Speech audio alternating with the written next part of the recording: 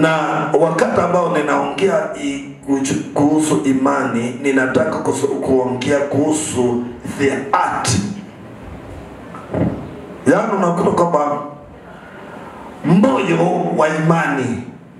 Kwa hivyo kila kitu ambao Mungu alikiumba kinakuwa na moyo wake. Kwa hivyo kila ambao kinatoa pumzi. Sikia, kile chochote ambao kinatoa pumzi kiko na moyo. Wewe ulio nyumbani, nimesema hivi, ninaongea kuhusu the heart of faith, ama moyo wa imani. Unaweza kuuliza, kwani imani iko na moyo? Chochote ambao Mungu alikiumba kiko na moyo wake, hata kama ni kidogo aje, lakini kiko na nini? Kiko na moyo. Na ndio Yesu Kristo akasema kwamba iwapo wewe utakuwa na imani kidogo sana kama mbegu ya haradali, utaweza kuamulisha mlima moja kutoka mahali moja mpaka mbalini. Akasema kwamba unaweza kuicommand, unaweza kuamulisha. Kwa hivyo hiyo ambayo inasababisha kuamulisha inamaanisha kwamba iko na moyo wake. Basi hiyo moyo hata kama ni kidogo, bali unakuta kwamba uiambia kwamba fanya, itafanya. Kwa hivyo leo naenda kuongea kuhusu yani moyo wa imani. Na kila bao kinasema kinaweza kuchochea wewe ukuwe na moyo wa imani ni wakati ambao utasikiliza hiyo ujumbe. Si Bwana kubariki. Wakati ambao tunaenda kuingia na wewe ili tukaweza kujua Mungu anaongea na nini nasi aje. Si Bwana kubariki. Nifuate na wewe utabarikiwa. Usitoke kabla sitaomba na wewe. Na Bwana kubariki sana. Kukaribu sana. Okay. Naongea kuhusu moyo wa imani.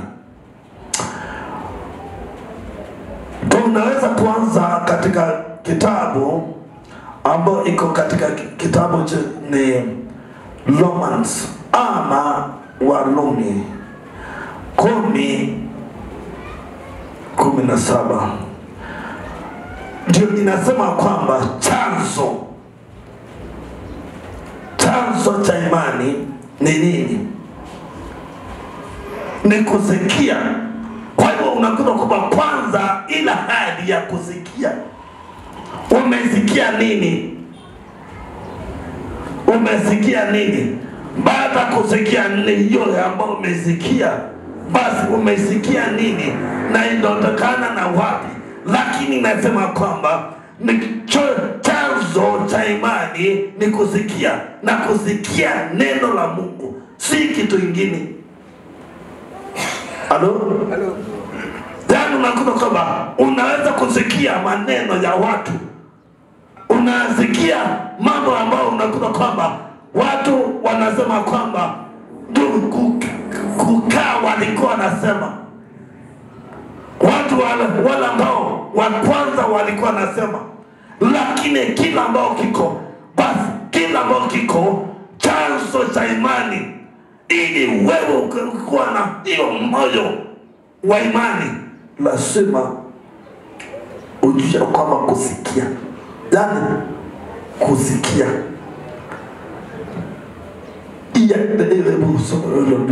Weka hiyo. Warumi 10:17. Basi imani inatokana na kusikia. Unatokana na kusikia. Na kusikia huja kwa neno la Kristo. Okay, na huja kwa neno ya Kristo. Kwa hiyo ni neno la Mungu. Kwa hiyo wakati ambao kusikia, unasikia nini? Unasikia neno la Mungu, kusikia. Kwa hiyo wakati ambao unasikia, basi yani kusikia, wakati ambao unasikia, basi inakuwa inaanza kuchochea umesikia nini. Kwa hiyo pasipo kuwa kusikia, kwa hiyo unakuta kwamba imani haiwezi kuwa ndani yako. Kwa hiyo ndio hapo ndio Mungu anatafuta mtu mmoja ambao anaweza kusimama mbele akaweza kusema mausia ya mtu ama ya Mungu. Kwa hiyo wakati ambao utasikia Mungu akatupatia hiyo maneno uyanene ambayo inatokana na kinywa cha Mungu, bali unakuta kwamba inaanza kuchochea vitu ianza kuzalika kwako. Vitu ianza kuzalika kwako. Kwa hiyo unakuta kwamba unaweza kunenia kitu ambao kilikuwa kimekufa. Kile ambao kilikuwa kimekufa, unakuta kwamba kupitia kwa imani yako, bali unakuta kwamba kinaamuka. Amen. Si lazima ikuwe na nini? Si lazima angalia. Yesu Kristo anasema nini? Anasema kwamba unaweza kuamurisha mlima uko na masikio. Unaweza kuamurisha mlima utoke uende mbalini. Kwa hivyo mlima wewe inahitajika imani yako, bali unakuta kwamba uweze kuambia mlima, wewe mlima utoke hapa uende mbalini. Imani yako. Kwa hiyo ninataka sasa nikuambie moyo wa imani. Nianze na wewe, nianze kukuambia moyo wa imani. Hili nikikwambia kwamba bali unakuta kwamba unaweza, Biblia inasema kwamba Yesu Kristo akasema kwamba basi ninawapatia mamlaka juu ya kila pepo. Kwa hiyo unakuta tumepatiwa mamlaka juu ya kila pepo. Kwa hiyo pepo inajua kwamba pasipo kuwa wewe iweze kuondoka, lakini wewe unaweza kuamunisha pepo itoke. Kuna kitu naelewa? Pepo inaweza kukaa mahali kwako na ikusumbue. Kwa nini? Maana wewe hautajitambua ya kwamba unastahili kuiambia kwamba utoke na uende. Inaweza kukusumbua kwako kwa nyumba.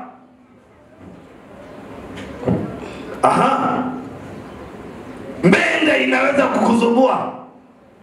Mbende. Na ukipika dawa inazaana. Kwa nini? Maana hautaiambia kwamba wewe haustahili kuwa hapa, unastahili kwingine. Lakini unakuta kwamba inaweza kukusumbua. Upike dawa na izaane. Maana imetumwa ili kuja kujaribu nini? Imani yako. Halo? Okay, kwa hiyo unakuta wakati ambao unachochewa imani, unasema kwamba ni imani iwa na kusikia. Baada kusikia sasa ile ingine unafanya kazi ya kuitenda. Unachochea, unasema kwamba si nimesikia. Neno ni kusema kwamba kusikia neno la Mungu. Kwa hivyo nimesikia neno la Mungu. Unasikia bingu inasema nini? Inasema kwamba na baada kusikia neno la Mungu unaanza kutupana. Inaitwa kutii. Mungu anakuambia kwamba pana hivi na wewe utafanya. Kwa hivyo Mungu akikwambia kwamba toa hii pepo, inatoka. Wewe si lazima kwanza Mungu akwambia kwamba uombe pepo. inastahili kujua kwamba hii kwa nini inanisumbua. Kwa hiyo inahitajika pepo iondoke na kuondoke. Tuko pamoja? Pepo haistahili kukusumbua, inastahili kuambia kwamba wewe pepo ondoka, na itaondoka. Kwa nini? Maana inajua kwamba uko na imani. Kwa hiyo wewe ukikosa unadamasia, inamaanisha kwamba pepo inajua kwamba wewe inakutekelea, inakuweka uoga. Halo? Inakuoga wewe uoga. Okay, kuna watu ambao ni watatu katikati. Okay, iko hivi. Unaingia kwa nyumba, unasikia nyeli inasimama. Unaanza kuhakisha nini? Stima. Unatafuta kama kuna kitu, hakuna. Yaani pepo inakuonyesha kwamba uoga ili wewe usifanye kitu. Mwingine anataka kulala stima ikiwa on. Maana unaona kwamba kwa hiyo ni shaka ndani yako. Kwa hiyo muondoe shaka ndani yako. Ati usiku unastahili kulala ukiwa nazima. Usingizi utasikia mzuri sana wakati ambao unapunga macho, unalala kuna nini? Mwangaza. Utalala usingizi mzuri. Lakini wakati ambao unalala ukiwa taa iko on, na kuambia kwamba hautalala mzuri. Maana inaitwa giza. Unalala wakati wa giza. Kwa hiyo wakati ambao unaamrishwa inamaanisha kwamba wewe unajua kwamba pepo haistahili kukusumbua. Kwa hivyo kama inakusumbua, kuna shaka ndani yako. Halo? Okay.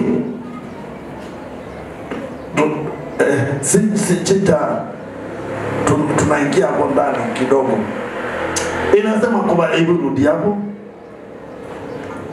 Basi imani hutokana na kusikia, na kusikia huja kwa neno la Kristo. Hapo chini. Lakini nasema, je, wao hawakusikia? Naam, wamesikia. Sauti yao imeenea duniani kote, na maneno yao hadi katika miisho ya ulimwengu. Lakini nasema, je, Waisraeli hawakufahamu? Nilikuwa nataka mstari wa 18 tu peke yake. Okay. Kwa hivyo ndio hapo ndio nasema kwamba lazima uelewe kila ambao unasikia. Maana unakuta kwamba kuna wengi ambao watasikia mambo mengine, lakini ukisikia maneno ya Mungu inaanza kukujenga ndani yako. Basi unakuta kwamba hebu angalia mstari wa inasema kwamba mwenye haki iko katika kitabu cha Hebrews 10:8.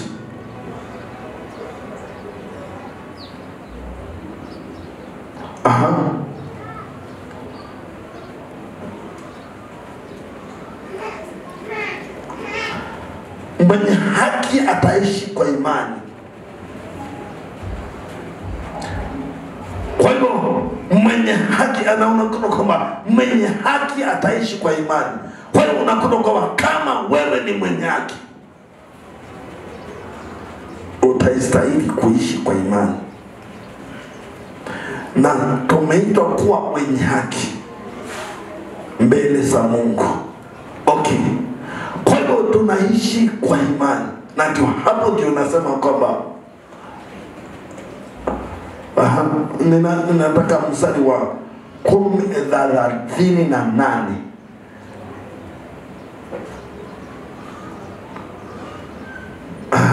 Nasema lakini mwenye haki wangu ataishi kwa imani. Mwenye haki wangu ataishi kwa imani. Naye akisitasita, roho yangu haina furaha naye. Roho yangu haina furaha naye. Kwa hiyo unakuta kuna wakati ambao sita, tunakuwa na shaka. Alo, tunakuwa na shaka. Unakuta kwamba unaona kwamba hii mambo, na ndio hapo ndio ilikuwa ya kwamba wakati ambao ni wanani wa Petro na wanafunzi wake. Kwa hiyo unakuta kwamba na Yesu Kristo akawakemea. Hata kama maana walikuwa katika walikuwa katika ile masomo Mungu Yesu Kristo alikuwa anawafunza vile ambao wako katika hiyo shombo. Na ndio hapo tunakuta kwamba Biblia inasema kwamba alienda akaondokea, akaenda mlimani na akasema kwamba akawaambia kwamba mkeni bahari mengi. Kwa nini? Alijua ya kwamba kuna mawimbi ambao utatokea. Kwa hiyo alikuwa anahitaji kuona kwamba walikuwa katika mafunzo ya Yesu Kristo. Na ndio hapo Yesu Kristo akasema kwamba akatokea. Na baada kutokea, na ndio akasema kwamba wote wakasema kwamba hii ni pepo. Wakaona yeye ni pepo. Kwa hiyo unakuta kwamba yeye unakuta kwamba alikuwa anangojea aona kwamba wakisimama na wakemee upepo. Lakini akaona kwamba chombo inatabika akiwa mlimani, akaona kwamba wache niende. Kwa hiyo unakuta kwamba hata wakati wa leo kuna watu ambao wako katika hiyo hali ya kwamba wanaona kwamba kama wanaangamia. Kwa nini? Maana unakuta kwamba imani yao imekuwa ya kwamba ni kusita. Na ndio Mungu anasema kwamba anavulana wao. Maana anasema kwamba wewe unaishi kwa imani. Alo? Inamaanisha kwamba tunafika mahali ambao tunaangamia. Kwa nini? Maana tayari imani yetu imebungua. Na ikibungua, Mungu anasema kwamba anavulana nasi. Inahitajika tukabulaishe Mungu. Halo? Na kila ambao kinasababisha yeye aongee juu ya imani ni nini? Maana wakati ambao anasema kwamba imani, bali unakuta kwamba anasema kwamba utaishi kwa imani. Kwa hiyo ili uweze kumbulaisha Mungu inahitajika kuwa na imani. Okay. Kwa hiyo inamaanisha kwamba lazima upende huyu Mungu kwa imani. Anasema kwamba ninapenda wale ambao wananipenda. Kwa hiyo unakuta unapenda mtu ambao unamuone. Kwa hiyo anasema kwamba unipende kwa imani. Na ndio hapo anasema kwamba inahitajika upende huyu. Na baada kumpenda inamaanisha kwamba atakuwa na ile hali ya kufurahia na wewe. Alo, kuna kitu unapata. Ninasema kwamba wacha nirudie. Ninasema hivi. Wakati ambao anasema kwamba ninapenda wale ambao ninapenda, inamaanisha kwamba basi inahitajika wewe ukuwa na imani. Maana Biblia inasema kwamba hauwezi kupendaisha Mungu pasipo kuwa na imani. Hauwezi kupolaisha Mungu pasipo kuwa na imani.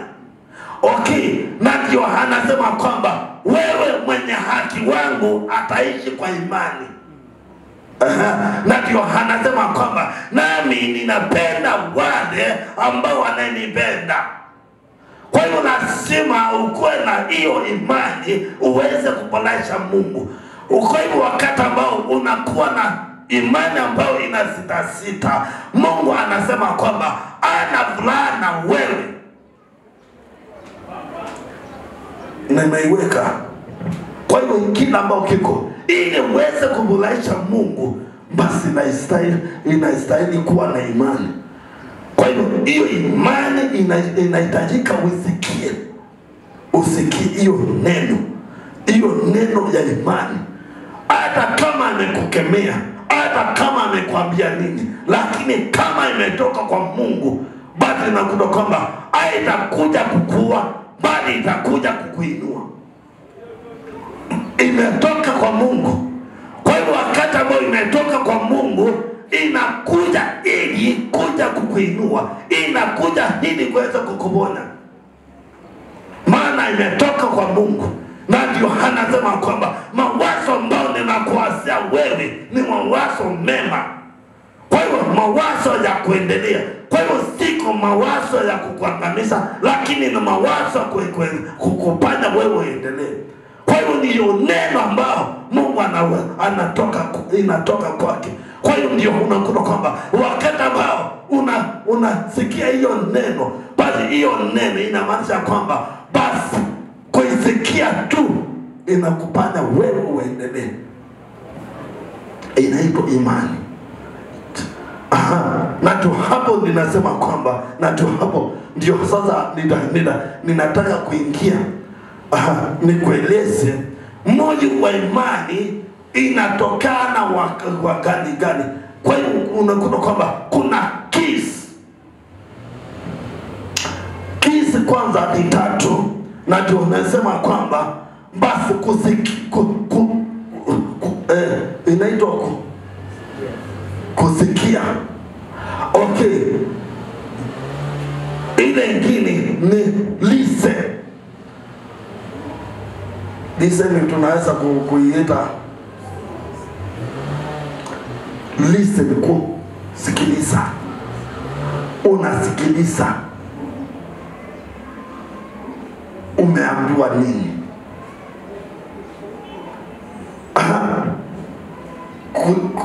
Unaweza yani ia kwanza unakaa unasikia. Okay, sikiliza. Unaona hiyo vitu mbili ni tofauti. Kusikia na kusikiliza. Wakati ambao Bwana aliniita, niliona kwamba kama ni mambo yani unakuta kwamba ninasikia kama ni mtu mwingine anaambiwa, kumbe ni mimi ninaambiwa. Ninamwambia kwamba niambie ni wapi unataka kumene.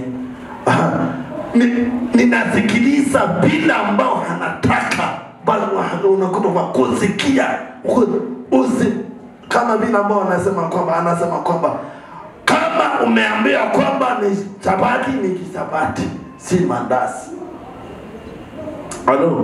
Kusikiliza na kusikia sawa sawa ya kwamba ni leo, ni wakati huu. Mungu anakuambia kwamba ninataka upande, lakini haja kuambia ni siku gani. Kwa hiyo unakuta kwamba unasikiliza siku gani ambao Mungu akikwambia kwamba tutapatane mlimani ole kama nani? Musa. Akamwambia kwamba Musa, tupatane kesho, si leo. Kwa hiyo usikilize kweli, usiende unakuta kwamba uende siku ingine, si ile ambayo Mungu amekwambia. Yani unakuta kwamba ulikuwa na kusikia na kusikiliza. Tuko pamoja? Kuia na listen. Ili unakuta kwamba ile ingine ombei ni kutii. Vilikisi. Ukikosa hiyo unakuta kwamba Mungu hatafurahishwa na wewe hata kama uko na imani.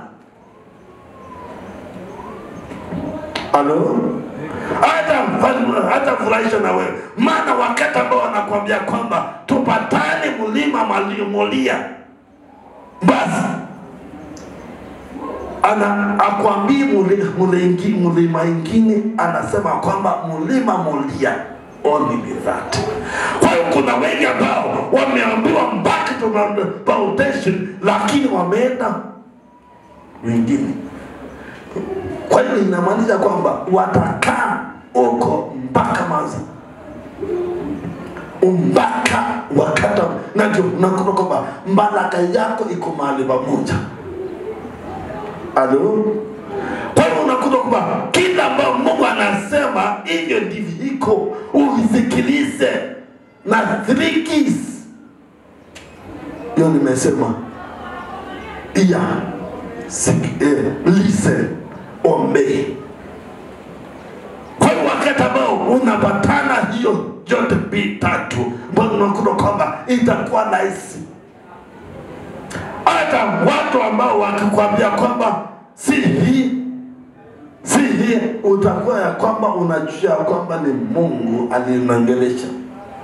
Yesu kwetu wakati ambao aliambia kwamba njoo, akasema kwamba hata yeye mwenyewe alikuwa anaona kwamba kama ni pepo.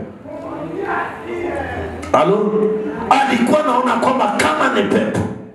Lakini wakati ambao akamwambia kwamba kama ni wewe niambie nije, wakisha, kwa sababu wameanza kulala. Okay. Kwa hiyo unakuta kwamba wakati ambao waliona kama ni pepo, basi inamaanisha nini? Akamwambia kwamba kukosa kuelewa ni nani huyu. Kwa hiyo unakuta kwamba wakati ambao unaelewa ya kwamba huyu ni nani, utamwendea.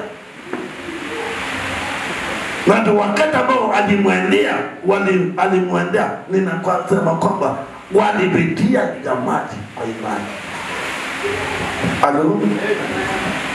Kwa hiyo ndio hapo tunasema kwamba basi moyo wa imani basi uko wapi?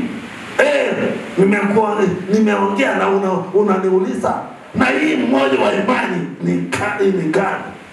Ndio hiyo nakupatia sasa. Ushike, na baada kushika moyo wa imani ndio unakuta kwamba na ndio iko katika kitabu cha Deuteronomy 5. Tunaweza kwa sababu ya masaa tunaweza anza mstari wa 6, lakini unaanza soma kuanzia 1. Soma, lakini ninaanza mstari wa 6 kueleza. Kumbukumbu la Torati 5. Musa akawaita Israeli wote, akamwambia, enyi Israeli, zisikieni amri na hukumu nizisemazo masikioni mwenu leo, mpate kujifunza na kuzizingatia. Bwana Mungu wetu alifanya agano nasi kutoka katika Horeb. Bwana hakufanya agano hili na baba zetu, bali na sisi. Kwa hivyo unakuta kwamba Mungu akubana maagano na baba zetu. Anafanya na sisi. Ninakwambia kwamba na sisi wajana na wana ambao walikuwa wanatumikia miungu, ndio anafanya kazi na sisi. Endelea. Yaani sisi sote tulioko hapa, sisi sote ambao tuko hapa. Endelea.